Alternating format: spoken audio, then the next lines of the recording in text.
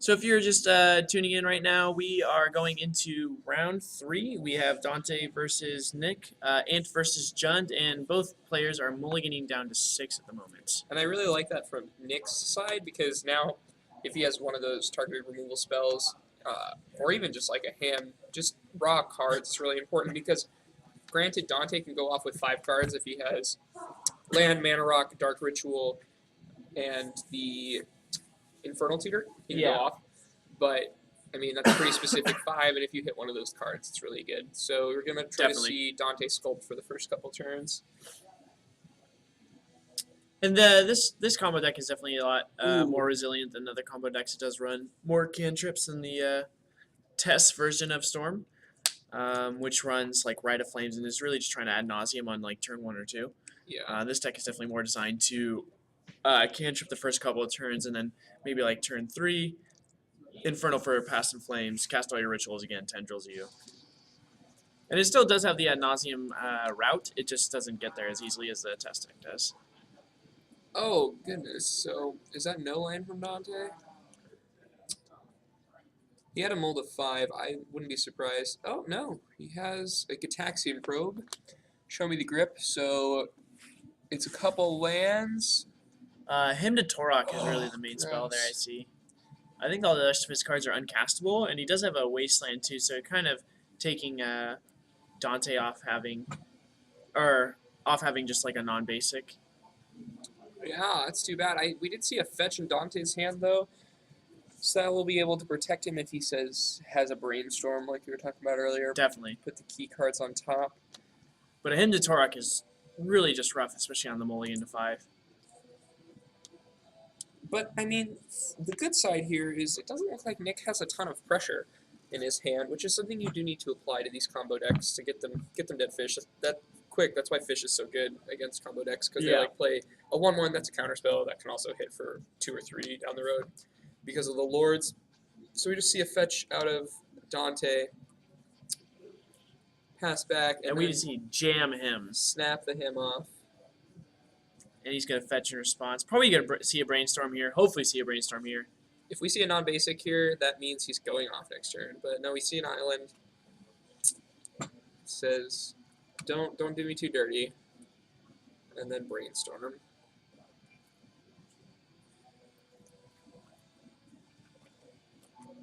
And as it stands with Nick's hand, he has a Sylvan Library, Punishing Fire Wasteland, and an unknown card. The rest of his cards are pretty much uncastable or don't do anything. So as you said, like he's not really putting on pressure. Dante could just like top deck for the next couple turns and hopefully, hit some of his combo pieces. Yeah. Or even keep some of the combo pieces that he's just putting on top. And a lot of the explosiveness of the Ant deck comes from it being able to kill so quickly on turn 2 or 3, and that's because of the mana, the Lotus Petals, the Lion's Eye Diamonds, and whatnot. And there can come a point where Dante, if given enough time, can just cast Ad Nauseam, It's not ideal, but 5 mana cast Ad Nauseam, untap, kill you kind of thing. We see 2 cards go to the bin. It's a Lion's Eye Diamond and a Verdant Catacombs. I mean, usually that's one. Lion's Eye Diamond is one of the cards you lean on. Ponder from Dante. So I'm guessing if he brainstorm, put 2 good cards on top, he's going to keep this Ponder and hopefully just draw a land, which we do see. Yep. Nice. We're going to need to see a green source out of Nick here pretty soon, or he's going to be in hot water. No green Wasteland source. Pass. Yeah. So this is kind of. Ooh, he kept 2 cards off that Ponder. Jeez. We see another cantrip. Preordain. Preordain is definitely like one of my favorite cantrips in a combo deck. I don't think I like Ponder as much as Preordain when I'm trying to combo. No, I do like Preordain a lot. I'm actually real salty off Preordain, or not Preordain, the card Serum Visions. Serum Visions. I ended up losing my winning into a PTQ a couple years ago because I resolved a Serum Visions like a Preordain, and I had 2 lethal cards on top of my library, and it would have killed either way. God. Because I was playing the USA Delver Burn deck. And then I ended up resolving it wrong. We had to put the cards back and then shuffle, and I ended up bricking off on land. So it was a tough time. That's so rough. Yeah, no, every time I cast that card, I just want to die a little bit inside. Yeah. Draw 2, scry 2 is way worse than scry 2. Sorry. It's not that good. Calm down. Oh, yeah, draw 1, scry 2 is way worse than scry 2, draw 1. Yeah. This should reprint it. It'll be fun.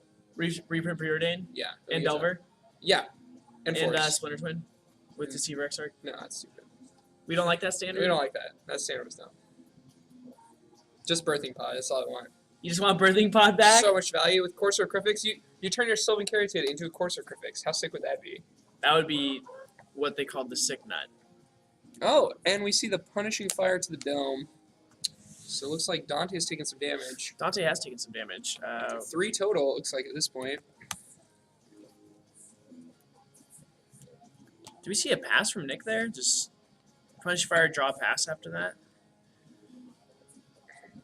We're going to get some dice over on Dante's side, which means there might be a Storm of Brewing.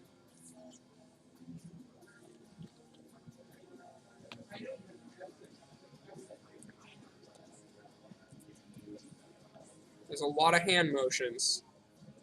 A lot of stuff going on, not progressing the board He state. said, this is a swamp. This is a swamp symbol. This produces black mana. This is a polluted delta. Yeah. It can make swamp or island symbol. Wow, so good. So good. I mean, it might be a little aggressive, but I would like Dante to just face up count. Just like do the math with his cards face up. Like, Hey Nick, can I win from hey you? Nick, can I win? Can you just ask Nick for help? Like, hey, does this kill him? Do you die from this? Oh, basic swamp. Maybe not comboing off this turn. He's like, man, this wasteland. Why is it not strip mine? He just wants to hit his own Badlands. We might actually see that from Nick before the end of this game if it's going really poorly. He might hit his own Badlands. Maybe, yeah, no, there's no way. I can't think of a single reason why you want to do that. Nope. We already got lands in the graveyard. Deathright's active. Whenever I'm in a big feature match and I'm going to lose, I do something stupid, like counter my own spells or whatever. It's fun. Can you always? Is there always a point where you can do something stupid though? There's always a point, like accidentally conceding and then putting your cards back down on the table. That's a thing. You Wait, can- say that again. yeah, okay, I won SCG top 8. My opponent had exiled some cards with Deathrite, and the judge who was watching the game, I asked him, like, how do these cards get exiled? Because the first game was over an hour long, Yeah. and he was just like, oh, I don't know. And so I was like, I guess I lose because I didn't shuffle them in at the beginning of the game because they had also been exiled game 1. Yeah. And so I was like, I guess, does this mean I lose? And the judge who was sitting on my left said, yes, like, you lose the game. So I started picking up all my cards. And then, like, I picked up all my cards, and 3 or 4 judges who were watching were like, no, no, no, no, no, no, no, no. So this one guy had told me wrong, and so they were able to No. reset up the board state that we had. No.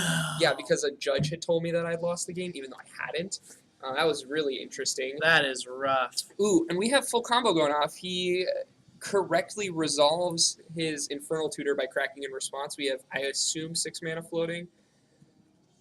Probably going to be casting Ad Nauseam here. I don't think he can win with the Pass in Flames, but he might be able to. He has 2 colored sources and a Gix Probe in his graveyard, but he goes for Ad Nauseam instead. Yeah, so he's going to be able to draw what I'm guessing is probably around 10 to 15 cards, and then just win from there. We were goldfishing earlier. Okay, so he had 4 mana after it. We were goldfishing earlier, and there was 2 games in a row where this Ad Nauseam just did not work. It was real bad. I dislike winning with Ad Nauseam, so we have -2 life, -3, 4, 5, 6, still 6. And Dante kind of has to be careful here, too, because he actually can't go... 7, 8, 9, 10. He's at 6. Usually, like, the Storm deck doesn't want to go lower than 4 because they can always just flip Pass in Flames or flip Tendrils and lose. But Plus, it Nick looks could have like... Bolt. Oh, and then he packs could it also up. have Bolt. And then... So Nick sees the cards that Dante got, and that should... Yeah, so sees that Dante could win from there and then just concedes going to game 2. I think Jun's game plan post-board is... Yeah, but this is where we could see the spice come into Right. play. Just like We had mentioned earlier that Dante does have 2 True Name Nemesis and 4 Young Pyromancers in his Yep. sideboard. It could be a matchup where he brings them in. Pretty interesting sideboard plan, basically siding in creatures against the creature removal deck because Yeah. they side all their creature removal out, and then they just like don't have an answer to your Young Pyromancer, and it just gets crazy. you haven't lived until you've gone Pyromancer, Gitaxian Probe you, put in a guy, and then flashback Cabal sacking your guy, put in a guy. You're just like, look at all these cards I'm drawing. Man, it sucks to be you. I'm sorry about it, but yeah, I really like that kind of sub game in the game because even if it does go to game 3 and then you see the creatures game 2, Yeah. then you're like, do I bring in? Do I leave it How do I out? sideboard? Because Abrupt Decay is fine in the Yeah. matchup, but you're usually not going to play your Lion's Eye Diamonds until the turn you're going off, so it really doesn't hit you unless you're like, they're going to duress me or whatever, and I only Yeah. have one. So, I mean, I might even board out Abrupt Decays and things like that if I definitely would side out Abrupt Decays. I don't think it's like a card you necessarily want to keep in. Bloodbraid Elves, of course, you're probably never going to cast a 4-drop. And if you are in the point where you can cast a 4-drop, then you're probably like winning that game handedly anyway. Yeah. So I would like to probably just see like Golgari Charms come in. I mean, a lot of the Storm decks run Empty to Warrens in the sideboard, so it's safe to say that. It's probably a safe card to bring in, especially when you're siding out so many of your main board cards. Punishing Fires too. Like there's just like a lot of dead cards there. Yeah, I don't know if there's more duresses in the sideboard of the Judging deck. I think there's 3 dresses. Okay, that's going to be something he really wants. And like you said, the Golgari Charm, you could hedge against the Empty the Warrants, and then that would also be good against Dante's True Name plan. And I don't know if he knows about it, because I think we have like a 20-player tournament tonight, so Yeah. the buzz might have given him the tip beforehand. But we'll hopefully see that play out in the next couple of games. From Dante's side, the rest of his sideboard I don't think is very relevant. I don't think so. The Xantid Swarm's not relevant. Xantid Swarm I don't think is actually in the sideboard. Okay. If you want to bring in Abrupt Decays or Chain of Vapors, you can if he expects the Jund deck to bring in stuff. But the Jund deck doesn't necessarily have much to bring in. However, Spice from the Jund deck, I haven't seen this before, and it's kind of like my tech on the Jund sideboards. I put in, I want to say Curse Scroll. That's so wrong. Scroll Curse Totem Scroll. No, it's the activated abilities of artifacts can't be activated. Null Rod. Null Rod. Null Rod. For 2 mana, Yeah, I like activated Null Rod. abilities of artifacts can't be activated. Shuts off LED, shuts off Lotus Petal, makes it so. And in other matchups, shuts off like the Stoneforge package and Sensei's Divining Top if you're playing against Miracles. So it's like a really cool card because it also against the Storm deck you can't usually get Hellbent without activating Lion's Eye Diamonds, which makes his Infernal Tutor a lot worse. Yeah, I like that board. That's pretty good. And he has a lot of dead cards anyways, so Yeah. he might just look at it and be like, it's pretty good. Hopefully. Hopefully It does shut off mana abilities, people. So we're probably just going to go straight to go into game 2, sorry. And we have Dante up 1 game. That last game, the Jund deck not really getting any action, able to interact the first couple of turns of the Hymn to Torok, but Dante able to recover ad nauseum, and then being able to storm out from there. And that's what I was saying when Nick was saying that they have greed sources. You got to put pressure on these decks, otherwise they're just going to recoup their cards. And what they lose in speed, they gain in consistency. And we see turn 1 Thoughtseize, which is really important here. And is that an Abrupt Decay? So Dante's running Abrupt Decay. All right. Is this a Mold of 6? I wasn't actually looking at mulligans, but it looks like Dante only has 6 cards in hand. Yep. So we do have a Mold of 6 here, and 2 non-basics, which is kind of rough against the Jund deck. Who's running Wasteland? But if he draws a Dark Ritual, he can go off turn 2. Well, no, he's getting thoughts. He's getting thoughts. Never mind. So we take Lion's Eye Diamond, and then hopefully, just hoping at this point Dante not going to draw much. Hopefully see a Wasteland here, maybe a Deathrise Shaman from the Jund side. Just put on some amount of pressure after his discard. So we see a Preordain from Dante. And this is kind of common for the in our local shop too, is just play face up. A lot of people will just play face up if they've seen the cards already because oh wow, Duress here. Oh wow, that was a good card too. So Wasteland and the Duress, so like Dante really far behind here. Hopefully Nick next turn just plays Tarmogoyf and then can interact from there. Yeah, ideally what Dante's going to want to do is draw, say, like Fetch or like some land that can get Wastelanded into another ritual into Past in Flames, and he can actually go off through his graveyard, but he'll need He'll need 2 draw steps to do that, and it doesn't look. So how do you feel from Nick there actually just like jamming the duress right away? I think I might have actually waited a turn. However, we do see another Thoughtseize here from Nick, so I might just be wrong. He takes the Abrupt Decay, which, I mean, it's good because it gets rid of the Tarmogoyf threat, Yeah. or he can still play Tarmogoyf. Let's take a peek at Nick's hand. So Goyf Liliana? So Goyf Liliana, 2 lands in play. So, wait, what were you asking me before we saw the second Thoughtseize? Oh, I mean, sometimes I like to hold back on my targeted discard. Like if I see his hand is like Infernal Tutor or Abrupt Decay, like he's probably not going to go off from there. So if you just hold it back another turn, maybe play your threat that turn instead. That way you have a threat on board, and then you can still be attacking his hand the next turn. Yeah, there was feasibly a line of cards that Dante could have drawn, but he would have had to, 3 and 60 times 3 and 60. Yeah, So I don't know. We'll probably see a Tarmogoyf here. we will see a Tarmogoyf. And then also waiting on the I think waiting on the targeted discard too makes Dante plays cantrips a little differently. Yeah. Where he's like, oh, he didn't have the discard spell. I could just put this in my hand, and then the next turn you have the discard spell. I don't know, just playing things out a little differently. I don't hate it, but we see that Dante is down to no lands now, and he got hit by a Tarmogoyf. I imagine is. I think it's 5? a 4/5. 4/5. Yeah, I think it's a 4/5. So a really fast couple of turns here because Dante is now on no lands, and Nick seems to be going swing a Tarmogoyf pass. But I think we might see a Liliana here. Yep, that's what we see. And the Jun did exactly what Jun wanted to do post sideboard here, which was play removal from the hand, and then play Planeswalker.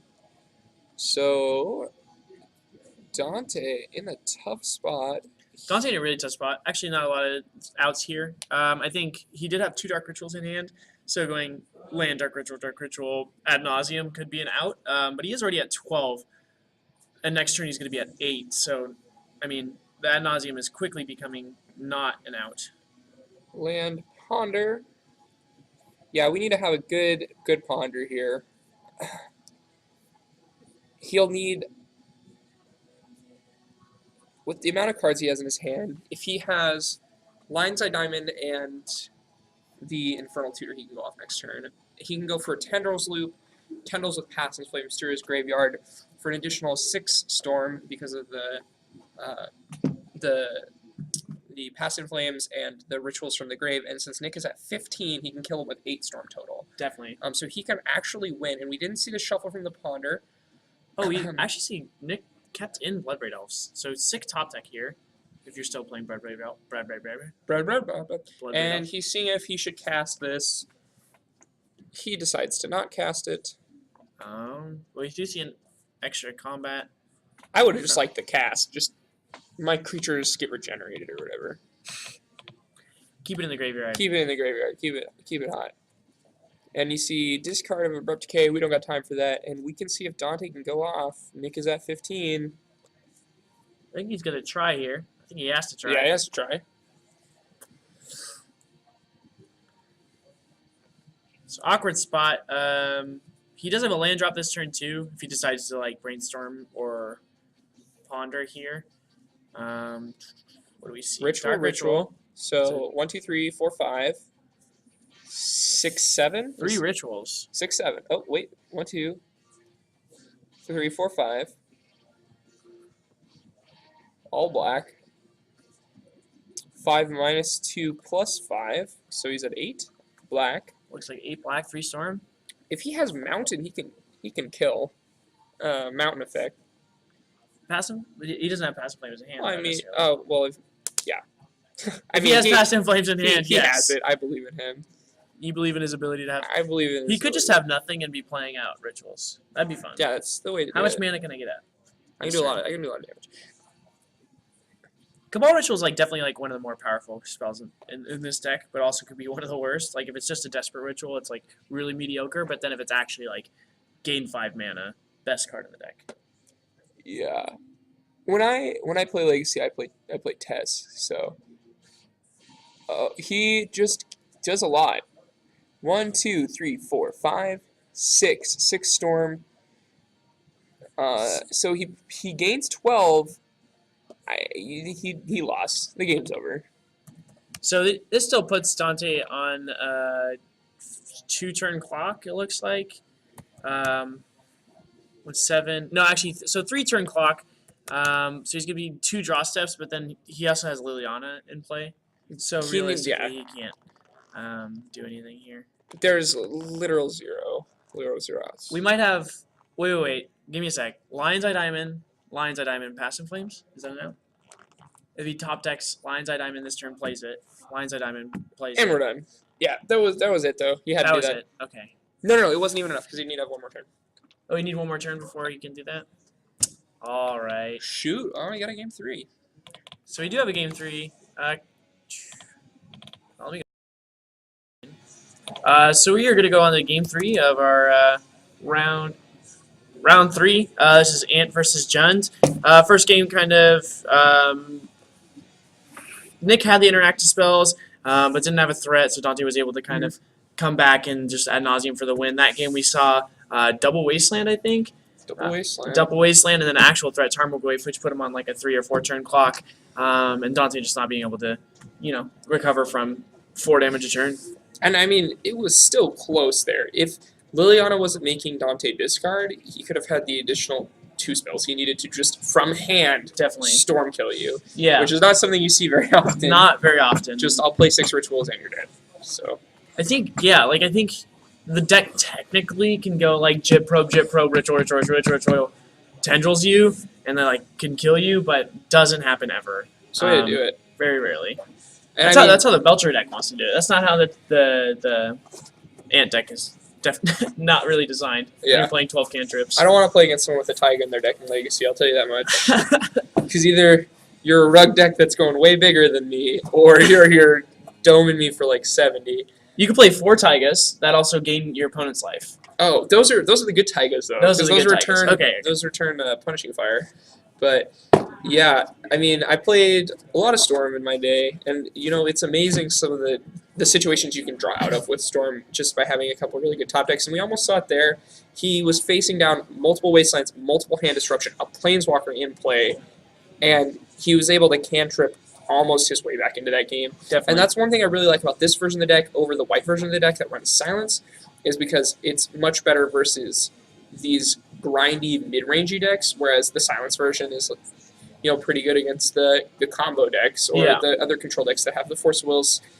And sometimes if you just need one more turn against your Sneak and Show opponent, you can upkeep Silence them. Just be like, you can't cast your Show until this turn. Have Sneak and Show in play.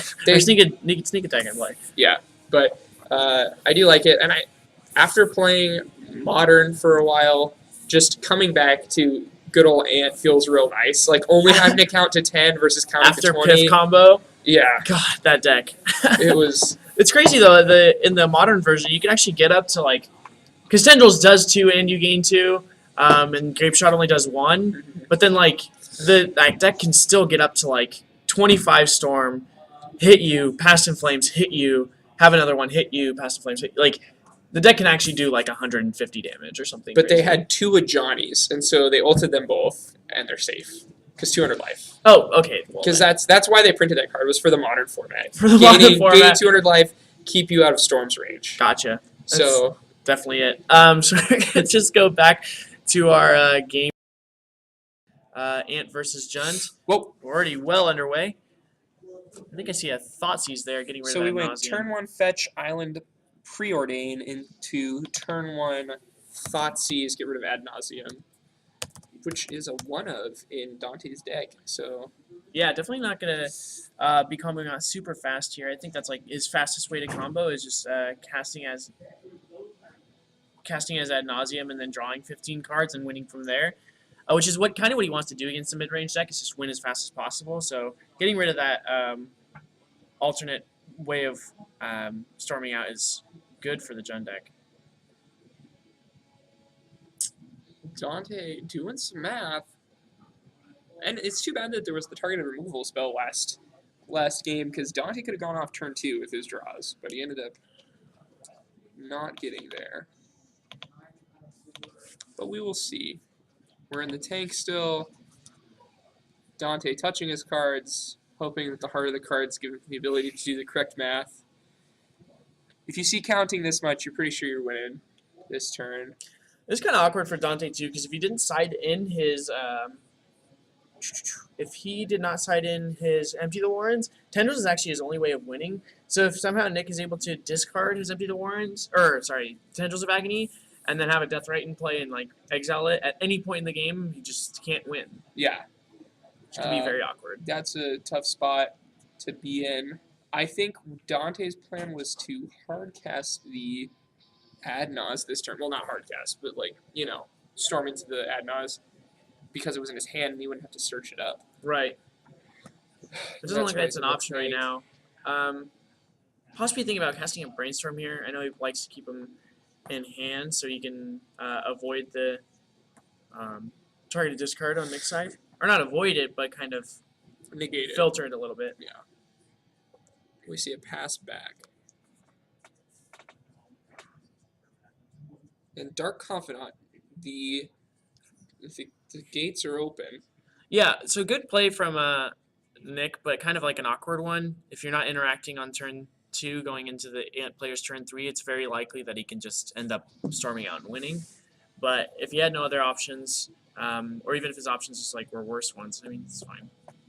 So Dante picks up the hand. Looks like we're going to do some math. If it were between a Tarmogoyf and the Dark Confidant, I definitely would have cast a Dark Confidant. Yeah, and we have to count to 9 here, which is, relevant. Yeah, significantly easier to do than 10. And that's kind of the cool thing about playing against the Jund deck is even though they're discarding you, like usually you have to do like 3 less storm than normal because they're doing so much damage to themselves with their Thought Seizes and Dark Confidants. Yep, for sure.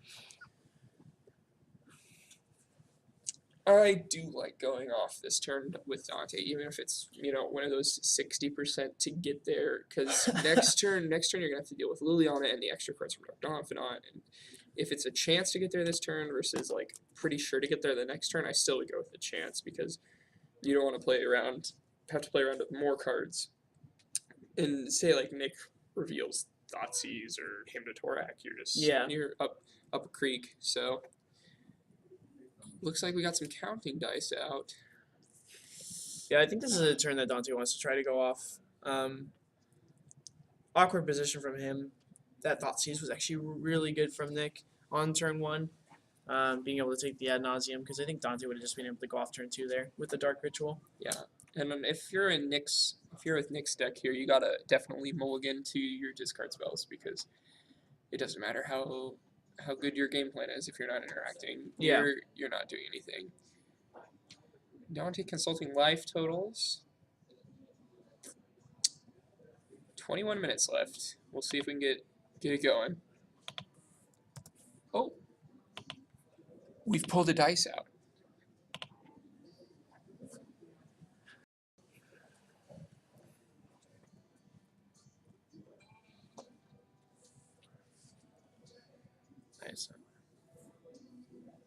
Nice update it.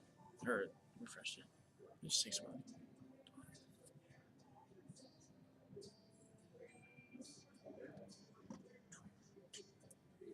More counting. So we're just seeing counting. This is kind of awkward. I'm guessing he thinks he has it, but he just wants to make sure. Making sure he has enough mana to actually cast all his spells. But probably see him try to go off right now. Here we go. Here we go. See a ritual. 1, 2, 3, 4, 5. 5 black. So we see the old hand on the face, elbow on the table. Yep, I'm doing that right now too. It's just a relaxing place to be. Ooh, he might have Passive Flames in his hand. That would be super sick. Because he can just crack it. Crack it and then get any other card like Cabal Ritual. No, looks like he's doing conventional, how to cast your spells.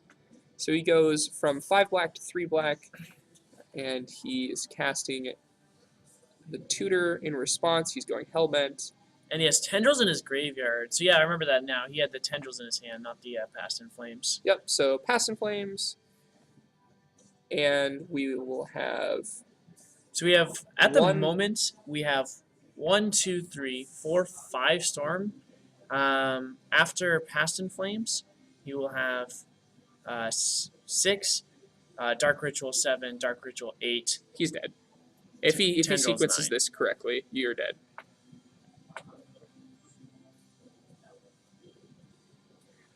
So what Dante does is he taps his blue mana, he makes his red mana, he has 1 black floating, he goes 1, 2, 3, 4, 5, 6. He can then cash in his. Well, I think actually it just goes Ritual Tendrils are dead. Yeah. That would be 1, 2, 3, 4, 5, 6, 7 spells. 8 spells. No, because he casts Lotus Spell, Lion's Eye. Oh yeah, Lotus Spell Lion's Eye. Yeah, he's dead. We're dead. I was saying he could go tutor for another ritual effect beforehand. Right. Because he does have the tutor in the graveyard and no cards in hand. But the game is over. And, I mean, that's the power of the Storm, and the reason you play Storm is because sometimes you can just be like, oh, you had turn 1 discard? You're dead. And that was a turn 3 kill, so Nick had opportunities there to... Nick had opportunities there to be interacting with Dante, but just, like, obviously didn't have the cards to do so. Yep. Ended up playing a Dark Confidant on turn 2 and then losing on turn 3. Not being able to untap with that Dark Confidant. Yeah. So definitely where Dante needed to go off, kind of not having the best cards in hand to do so, but still able to get exactly enough Storm to be able to kill Nick there. And that's kind of why the deck is so good. Even if it did get targeted discard once, it has so many cantrips that usually like one discard spell, like one interactive spell, isn't enough to do anything against it. And you would have seen the power of Null Rod there, because instead boarded in. If you had a Null Rod in play on turn 2 instead of that Dark Confidant, then you're in the spot where, oh, okay, now I can't go off with this Lion's Eye Diamond. I can't crack it. And we did see the Bloodbraid Elf stay in, so maybe he didn't actually reside in the Null Rods. Maybe he didn't. No, I saw him afterwards. He was. He did. He was pulling him out. So maybe his plan for keeping in Blood Raid was another Null Rod, in the sense that you can cascade into Null Rod. Sure. Yeah. Because that's interactive, and sure, I think the first game he cascaded in Pulveri Charm, which is probably not the best. But, yeah. If say you cascaded in Null Rod, you got a shot. It's better than a lot of the stuff. It's better than Lightning Bolt in the matchup. So. I'm not so sure about that. I think so. I mean, I like doming people. It's better than the two mana one. Punishing Fire. Definitely better than Punishing Fire. Definitely better than Abrupt Decay. I said definitely better, but I'm not actually sure. Maybe. Maybe. It's a maybe. So that was our round 3. Ant being able to take it in 3 games. But we didn't actually see the sideboard cards. No. We did get to see True Name Nemesis, Young Pyromancer, but hopefully we can bring you some of that later tonight. So that was our round 3. We'll be going into our final round next round. So stay tuned, and we'll be bringing our next round about 10 minutes or so. All right.